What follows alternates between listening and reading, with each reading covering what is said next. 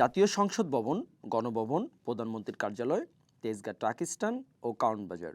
বলছি ঢাকা 12 আসনের কথা। রাজনীতি ও ক্ষমতার কেন্দ্র যেমন, তেমনি কারণ বাজার, বাস ও ট্রাক স্ট্যান্ড এই আসনকে করে তুলেছে অতি গুরুত্বপূর্ণ। এসব স্থাপনা ঘিরে সন্ত্রাসী, দখলবাজি ও চাঁদাবাজির ঘটনায় ঘটছে খুনাখুনিও। একই সঙ্গে রয়েছে মাদকের আখড়া। এবারের জাতীয় সংসদ নির্বাচনে ঢাকা 12 আসনে বিভিন্ন দলের ও স্বতন্ত্র প্রার্থী মিলে সর্বোচ্চ 15 জন প্রার্থী প্রতিদ্বন্দ্বিতা করছেন। এর মধ্যে বিএনপির সমর্থিত প্রার্থী কোদাল মার্কার বাংলাদেশ ওয়ার্কার্স পার্টির সাইফুল হক, বিএনপি থেকে বহিষ্কৃত স্বতন্ত্র প্রার্থী ফুটবল মার্কার সাইফুল আলম নীরব এবং জামাতে ইসলামীর প্রার্থী দাড়িপাল্লা মার্কার সাইফুল আলম খান মিলন। নির্বাচনী প্রচারণায় বাধা, হামলার অভিযোগ, পাল্টা অভিযোগ মিলে আলোচনার কেন্দ্রে এই তিন সাইকেল। তেজগাঁ এবং তেজগাঁ শিল্পাঞ্চল, হাতিরঝিল ও শেরেবাংলা থানার আংশিক এলাকা নিয়ে গঠিত ঢাকা 12 সংসদীয় আসন। এই আসনে মোট ভোটার 3,33,320 জন। এর মধ্যে পুরুষ ভোটার 1,74,349 জন ও নারী ভোটার রয়েছে 1,58,968 জন। ভোটাররা বলছে, এই আসনে সবচেয়ে বড় সমস্যা কারণ বাজার, ট্রাক স্ট্যান্ড ও মহাখালী বাস টার্মিনাল। শহরের মধ্যে এই স্থাপনাগুলো যানজটের পাশাপাশি নাগরিকরা নানা সমস্যার সম্মুখীন হচ্ছেন। এসব জায়গা থেকে প্রতিদিন কোটি টাকারও বেশি চাঁদাবাজি হচ্ছে। এ নিয়ে সংঘাত, এমনকি হত্যাকাণ্ডের ঘটনাও ঘটছে।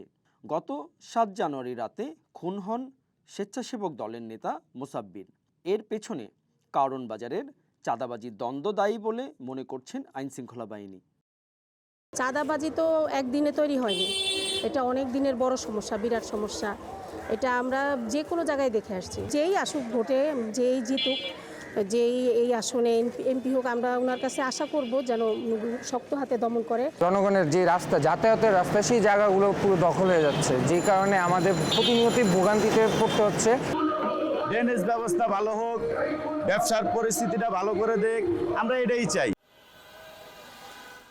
এ আসন থেকে এর আগেও নির্বাচিত হয়ে সরকারের বিভিন্ন গুরুত্বপূর্ণ মন্ত্রী হয়েছেন একাধিক সংসদ সদস্য।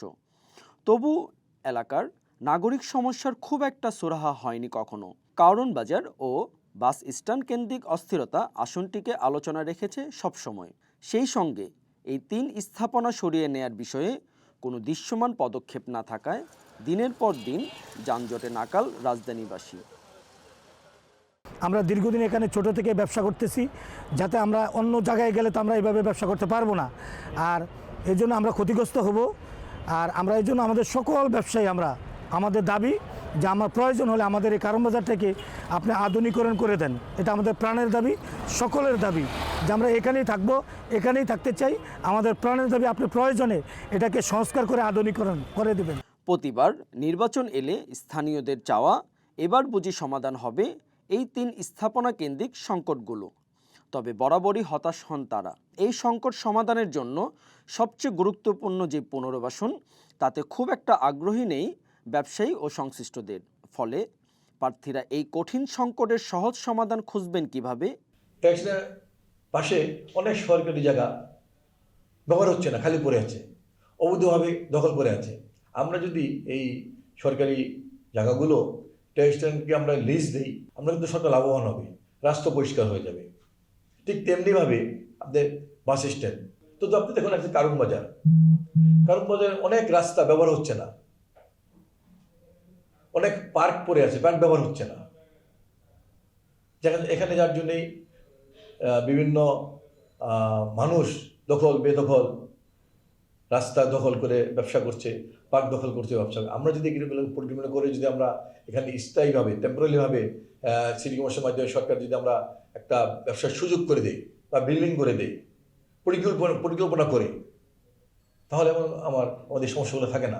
সরকারের পলিটিক্যাল উইল লাগবে, সিটি কর্পোরেশনের একটা অ্যাক্টিভ প্ল্যান লাগবে এবং এলাকার নাগরিক সমাজের তাদের একটা চিন্তা, যৌথ উদ্যোগ লাগবে। এর কোনো টোটকা কোনো সমাধান নেই। আবার মাদকের একটা ভয়াবহ একটা, আপনি যে স্পটগুলো বললেন, এটা কেন্দ্র করে মাদকের একটা ভয়াবহ একটা তৎপরতা আছে। আমরা বাইরে কিছু দেখি, কিন্তু মাদকের পেছনে নেটওয়ার্ক যারা কাজ করে, তারা প্রায় ধরাছোঁয়ার বাইরে থাকে।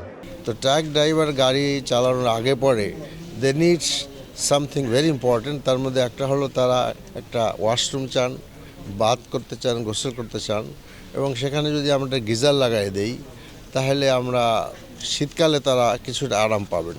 ক্যান্টিন দরকার, তাদের বসার জায়গা দরকার, এবং Mohakhali bus stand is also facilitate করতে হবে সেখানে এই জিনিসগুলো, আপনার ক্যান্টিন, ওয়াশরুম, বসার জায়গা, যাত্রীদের জন্য ভালো ব্যবস্থা করা, এবং বাসগুলো বাইরে চলে আসতেছে, রাস্তা দখল করে আছে। গুরুত্বপূর্ণ এই আসনটিতে জোটের প্রার্থীর পাশাপাশি লড়ছেন স্বতন্ত্র প্রার্থীও। যার যার অবস্থান থেকে জয়ী হতে চান সবাই, তাই নিজেদের পরিকল্পনার কথা বলতে গিয়ে প্রার্থীদের কণ্ঠে ধরা দেয় অভিযোগের সুর। প্রার্থীর পিছনে এক চাঁদাবাজ গোল করে দিয়েছে।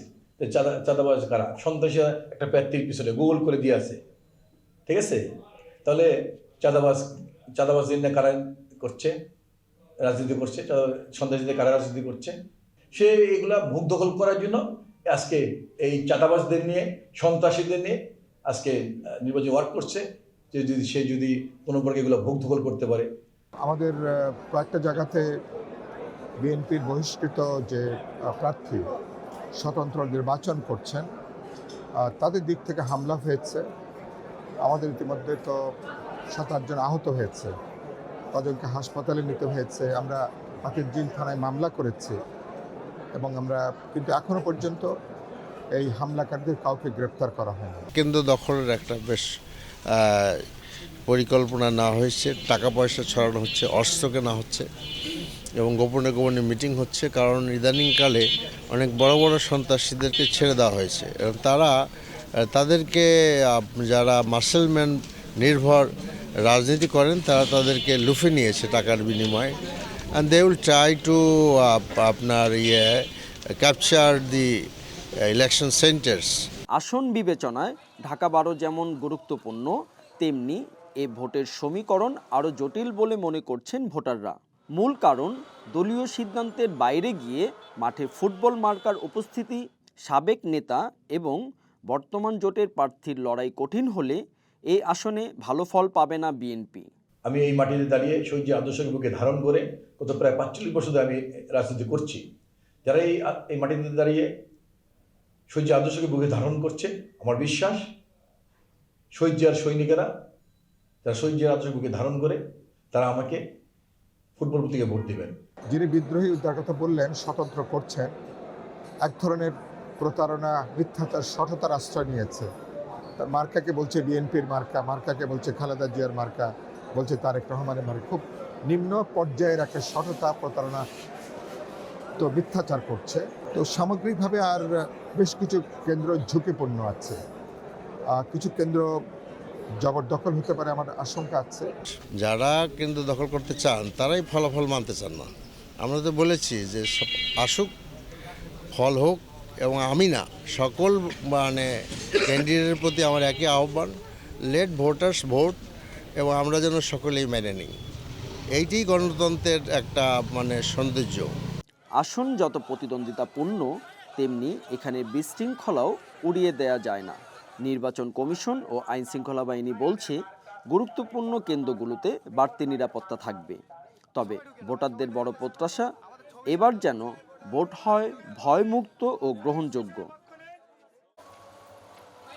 15 প্রার্থীর লড়াই, চরম রাজনৈতিক উত্তাপ আর দীর্ঘদিনের জটিল সমস্যা, সব মিলিয়ে ঢাকা 12 আসন এবার শুধু একটি নির্বাচনী এলাকা নয়, বরং একটি বড় পরীক্ষার নাম। ভোটারদের রায়েই ঠিক হবে এই আসনের ভবিষ্যৎ কোন পথে যাবে। ঢাকা 12 আসনে কারণ বাজার, তেজগাঁ টাকিস্টান ও মহাখালী বাস টার্মিনাল যেমন রয়েছে, তেমনি এই আসনটিতে রাষ্ট্রীয় গুরুত্বপূর্ণ স্থাপনা, জাতীয় সংসদ ভবন, গণভবন ও প্রধানমন্ত্রীর কার্যালয় রয়েছে। দাঁড়িপাল্লা, কোদাল আর ফুটবল প্রতীকে এই আসনটিতে চলছে 3 সাইফুলের লড়াই। দলীয় তথ্য বলছে, দাঁড়িপাল্লার সঙ্গে পাল্লা দিচ্ছে কোদাল প্রতীকের 2 সাইফুল। তবে মাঠের বাস্তব চিত্র বলছে, ফুটবল প্রতীকে গোল দিতে পারে বিএনপি থেকে বহিষ্কৃত সাইফুলও। ত্রিমুখী এই লড়াই শেষে একজন সাইফুলই হয়তো এই সংসদে প্রতিনিধিত্ব করবেন। তবে ভোটারদের প্রত্যাশা, এমপি যেই হোক না কেন ভোটের রাজনীতির সমীকরণ বলে কারণ বাজার, তেজগাঁ ট্রাক স্ট্যান্ড এবং মহাখালী বাস টার্মিনালের মতন কঠিন সমস্যার সহজ সমাধান খুঁজবেন। আরমান ভুঁইয়া, চর্চা, ঢাকা।